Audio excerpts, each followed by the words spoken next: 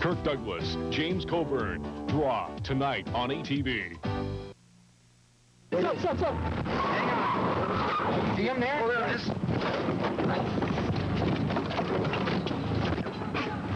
You've heard of a loose moose? Well, how about a cranky cow? We're going to milk this story for all it's worth tonight, live at 5. From the ATV News Center at every city and town in the Maritimes. This is the ATV Evening News, live at 5. Good evening. It is Friday, April 15th. I'm Nancy Regan. And I'm Paul Meunier. Terrific show tonight, jam-packed. Let's get it going right now with a preview of some of the stories ATV reporters are working on. I'm Janice Landry in Purcell's Cove, Nova Scotia. Recent closures announced by the federal government to the sport fishing industry have a lot of boat tour operators very concerned. That story later on Live at 5. I'm Fonz Jessom, and I've been waiting a long time for this sunny, warm weather, and I think I've found the best way to enjoy it. That's coming up on Live at 5. Ah, the familiar sound of a bell. The bells are made for different occasions, to glorify, to celebrate, to entertain, and to keep tabs on who's still roaming in the back 40.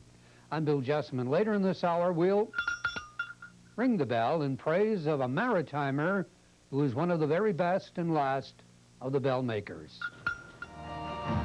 And the musical spectacular Cats is coming to the Maritimes. Tonight, we're giving away 20 pairs of tickets. Find out how to win later. And also ahead, ATV's on your side with an alert for maritime business owners. Yvonne Colbert's got the money-saving details later. It's all coming up on the TGIF edition of Live at 5. First, let's check in with Steve Murphy, working on the ATV Evening News at 6. Steve? All right, thank you, Paul. Major flooding problems in parts of central New Brunswick tonight. People who live there bracing themselves for the worst, which could be yet to come. ATV's Laverne Stewart has been in the area where flooding is expected. Laverne? Steve, as you can see, the ice moves in sheets, and it can move at a moment's notice. These ice jams have been here most of the day, and it's proving to be a source of entertainment for many people in the Woodstock area. This gentleman over here has been here for a while watching. What has this been for you so far today? Well, we haven't been here very long, but it's interesting to see it going out.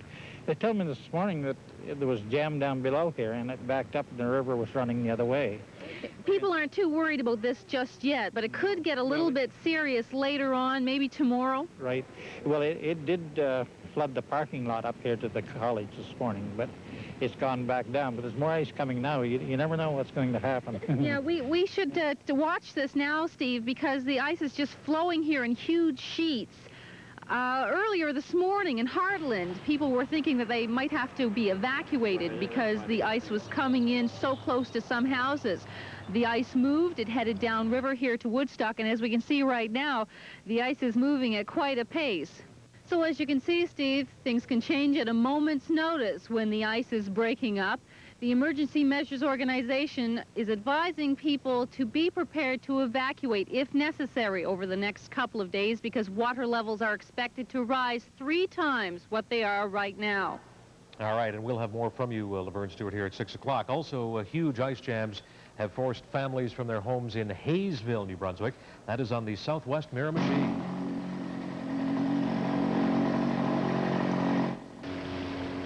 Water levels have risen up to the ceilings in some of these homes. Once the ice jam breaks, of course, it could mean even more flooding in other communities downriver. We have more team coverage of New Brunswick flooding tonight on the ATV Evening News at 6 o'clock. Also, coming up in your evening news tonight, the cold hard stats have forced the government's hand on teaching graduates. Lack of teaching jobs has forced the province of Nova Scotia to cut the number of new teaching graduates in half. Teachers College in Truro is going out of business, but the government does have other plans for the facility. We'll find out what they are tonight later on the ATV Evening News. Right now, our first fast look at the maritime weather forecast, and we have our eyes very, very carefully peeled on the thermometer with that flooding situation, Phil.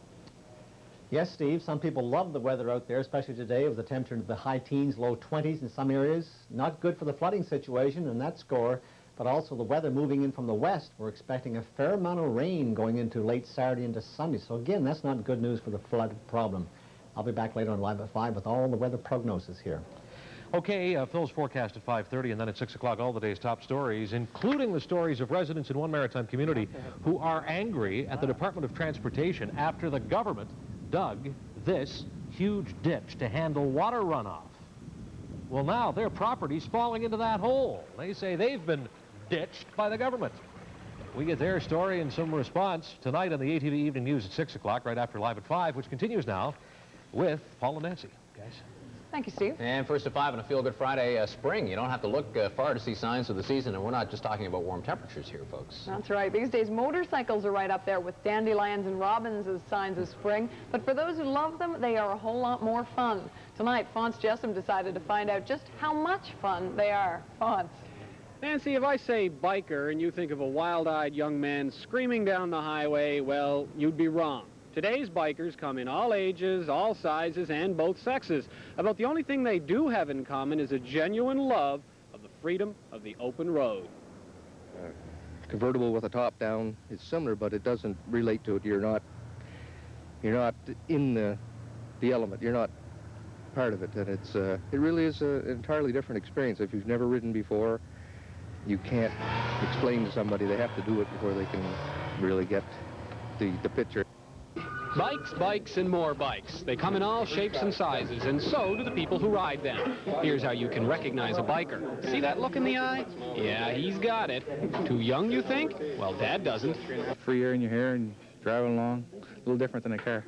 You sort of want your son here to get the same kind of feeling, do you? I want him to play on, on weekends whenever he gets away. Just learn how to ride a bike. At what age? Well, he's 3.5 now. And I think you'll probably get him on this summer. Yep, there's that look. She has it, too. What, you thought only men ride bikes? It is 1994. What's the attraction for you? I've always loved biking.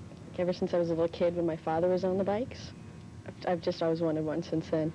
Harley Davidsons, the ultimate free spirit machine. Who rides them?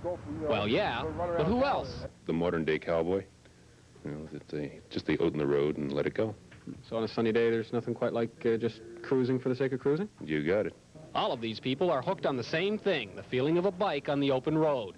But the best way to keep your fun safe is to take a driver safety course. I feel strongly that it's equivalent to a year's experience, which is, the most critical part of learning how to ride a motorcycle, for sure. Well, if that many people say motorbikes are the ultimate way to enjoy a sunny day, I'm willing to give it a try. Come on along.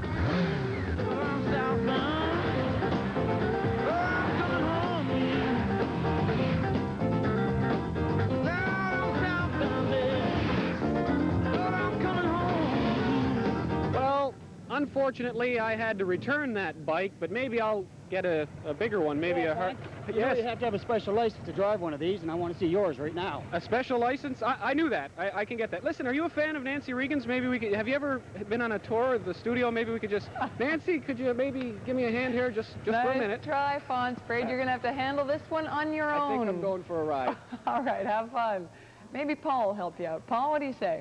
No can do, Nance, no question about that. Well, while Fonz is having fun, I'm not sure he's having fun anymore on the road. ATV's Sally Cummings has found one way to enjoy springtime on the water. We sent her along the Fundy Scenic Trail today to do a little sea kayaking. She dropped in Dipper Harbor. Try this one. Okay.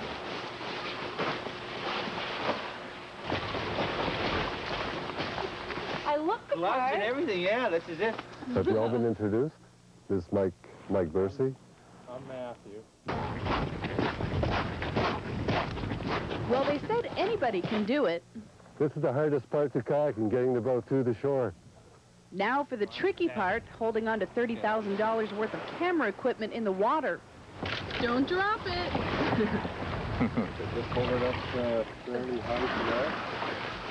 Okay. I'm going to shove you guys off. Okay. Good luck. Nice and easy, we'll do it. Keep your thighs out to the side, okay, for balance? We should always stay together, and we'll try to go across the harbor, but we still have some ice floes on the walls. So you always have to challenge your own elements, and that's the nice thing about the sport of kayaking. You're always challenging yourself. One even paddle like this out there is probably equal to a 2 weeks vacation anywhere. It gives you a new perspective on the ocean. I just love the ocean, and I think it's more people should try it. There's a lot of seals in this area, and sometimes you see basking sharks, which are about 40 feet long.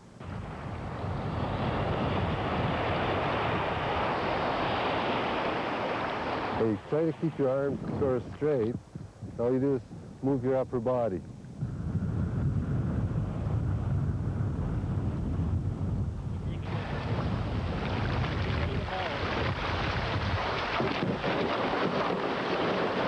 Now, the thing I noticed most about you is that how pregnant are you? 7 months. And you're still out in the kayak. Why not? It's a good way to get rid of all the stresses in your life. And It's a good way to end the week. Exactly.